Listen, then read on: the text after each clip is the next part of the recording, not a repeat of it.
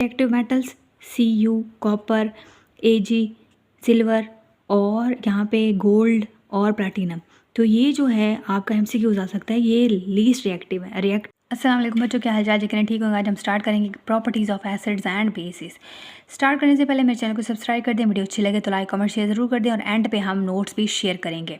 चलिए स्टार्ट करते हैं properties of acids and base. Properties of acid and base very depending upon the substance they react. अब properties depend करती हैं किस चीज़ के साथ वो रिएक्शन कर रहे हैं, वो एसिड है, बेस है, किसके साथ रिएक्शन कर रहे हैं। अब प्रॉपर्टीज़ उस पर डिपेंड करेंगे। फॉर एग्जाम्पल, एसिड रिएक्ट करें मेटल के साथ टू प्रोड्यूस हाइड्रोजन गैस। अब जब भी एसिड रिएक्शन करेंगे मेटल के साथ हाइड्रोजन गैस निकलेगी, लेकिन बेस ऐसा नहीं करती, वो रिएक्शन करती नहीं है मेटल के साथ। तो ये MCQ आ सकता है। Acid give the following 3 types of reactions. 3 किस्म के रिएक्शंस देंगे। पहला है विद अल्कलीज और मेटल ऑक्साइड्स। अल्कलीज जो ग्रुप 2 वाले थे, मेटल ऑक्साइड्स पीछे हम पढ़ चुके हैं। मेटल जब ऑक्सीजन के साथ रिएक्शन करती हैं तो ऑक्साइड्स बनाते हैं, मेटल ऑक्साइड्स। अब हमारे पास है 2NH3 HNO3 है, 2NH HNO3 nitric acid HNO3 reaction कर रहे हैं कैल्शियम ऑक्साइड के साथ, मेटल ऑक्साइड के साथ। कैल्शियम मेटल है, ऑक्सीजन ऑक्साइड है, तो ये क्या है? Calcium oxide. जब इसने रिएक्शन किया है तो होगा क्या? ये देखें, Ca इसके साथ चला जाएगा NO3 के साथ, और H जो है वो इस O के साथ चलेगा, तो ये H2O निकलेगा और CaNO3 ट्वाइस। H2SO4 है हमारे पास, सल्फ्यूरिक एसिड है, इसने क्या हुआ? पोटेशियम हाइड्रोक्साइड के साथ रिएक्शन किया है। अब यहाँ पे देखें H2SO4 के साथ रिएक्शन हुआ है पोटेशियम हाइड्रोक्साइड, तो पोटेशियम हाइड्रोक्साइड यहाँ पे K जो है यहाँ जाएगा SO4 के साथ और वाटर यहाँ पे निकलेगा।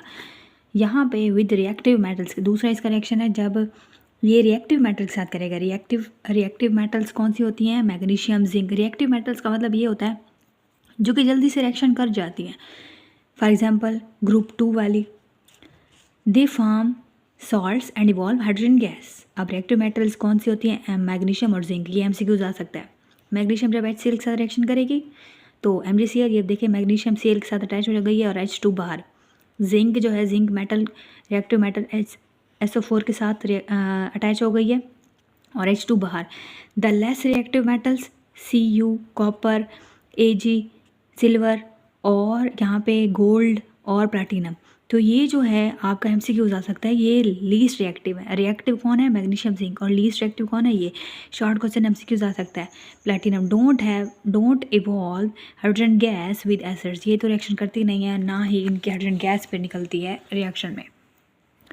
थर्ड है द डिकम्पोज्ड मेटल कार्बोनेट्स। ये मेटल कार्बोनेट्स को डिकम्पोज करते हैं।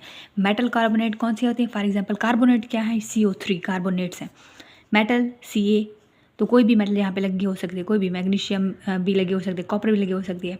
तो मेटल कार्बोनेट्स, और ये रिएक्शन करेंगे एसिड के साथ तो हाइड्रोजन कार्बोनेट निकलेगी, इवॉल्विंग कार्बन डाइऑक्साइड गैस निकलेगी। अब यहाँ पे देखें hydrogen carbonates evolve carbon dioxide gas. अब यहाँ पे देखें CaCO3 है, मेटल कार्बोनेट, कैल्शियम कार्बोनेट है हमारे पास और HCl है। अब यहाँ पे आपने गौर से देखना है, ये कैल्शियम जो है ये अटैच होगी किसके साथ? Cl के साथ, और हाइड्रोजन निकलेगी, एक हाइड्रोजन यहाँ से H2O यहाँ पे एक 2 H है और एक ऑक्सीजन यहाँ से, और CO2 पीछे बाहर बच जाएगी, CO2 और इसमें से एक ऑक्सीजन इसके साथ अटैच हो जाएगा, CaCl2 और H2O और CO2। सोडियम हाइड्रोजन कार्बोनेट है और H2SO4 का रिएक्शन हुआ है तो सोडियम सल्फेट के साथ ये SO4 के साथ अटैच हो गई है।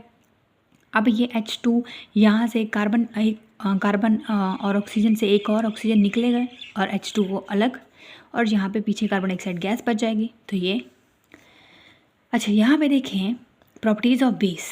इन already mention alkalis are those bases which are soluble in water. Alkalis जो हैं ऐसी बेसिस हैं जो कि सॉल्युबल हो सकती हैं पानी के अंदर। एग्जांपल ऑफ अल्कलीज कौन सी हैं? Sodium hydroxide, potassium hydroxide, calcium hydroxide.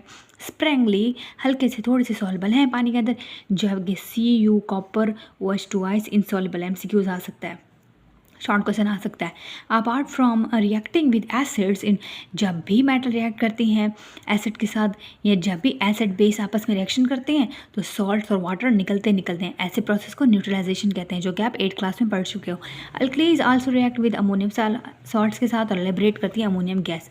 NaOH alkali है, HCl के साथ रिएक्शन किया है तो NaCl। अब यहाँ पे एक NaOH है, Na इसके साथ Cl के साथ गया और H2O अलग।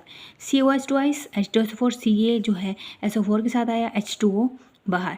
COH2 अगर NH4Cl के साथ है तो ये जो हमारे पास है Ca ये Cl के साथ अटैच होगा, पीछे हमारे पास H2O बचेगा और NH3।